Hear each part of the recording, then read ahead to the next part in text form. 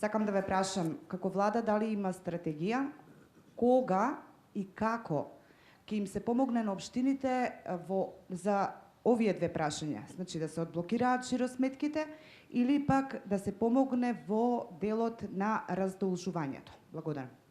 И сметки на општините, тука сите се жртви, не е само граѓанскиот сектор, граѓаните се, сите.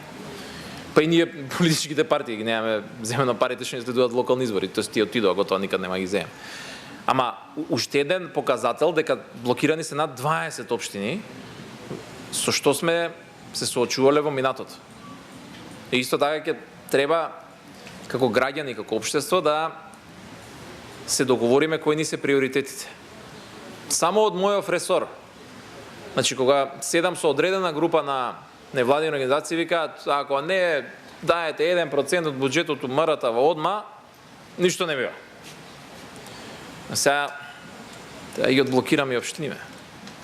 Треба клиникава нова да градиме. Треба патиштава. Треба. Знам дека очекувања да се преголеми. Но и она што го ветувавме, да се подсетиме и на роковите кои што ги дадовме за тие ветувања. И некои работи како што е состојбата во општиниве, кои што исто така не изненадија дека е до таму работа да отидена.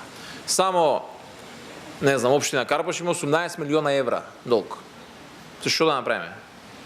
18 милиона евра се гради нова болница. Те ги дајме на Карпош да се одблокира. За тоа се дневните дилеми со кои што се соочуваме. Болни дилеми.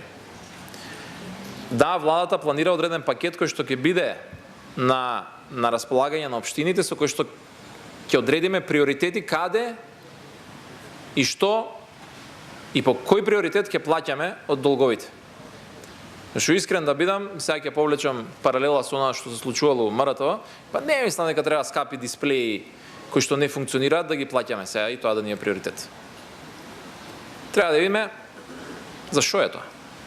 И треба да, како што и ние сме отчетни, кажуваме за што се трошат парите, треба да видиме за што се трошеле парите. И по кои цени. И тие долгови не се сите, а добро, дајте да ги платиме и готово. Така де, видете, ако сега нема масовна појава на барање за одговорност од градоначалниците, не знам кога имало. Судскиот систем треба да си ги доврши работите, меѓутоа истражните органи си ја завршуваат својата работа.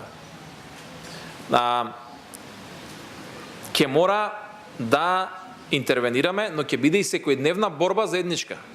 И тоа е борба на моите колеги, ги викам градоначалници, секој ден одат и се молат по фирми кои што ги блокираат и по судови, аманте, дајте граѓаните, ваму, таму, повлече. На таков начин се решаваат сега проблемите. Ама тоа е реалност. Немаме 200 милиона евра да ги даеме, да ги одблокираме. Нема. Да, постои значи интенција, ќе направиме соодветен фонд кој што ги види, нема сите веднаш да ги решиме и одблокираме и тоа ќе биде заедничка борба. И тоа е тоа.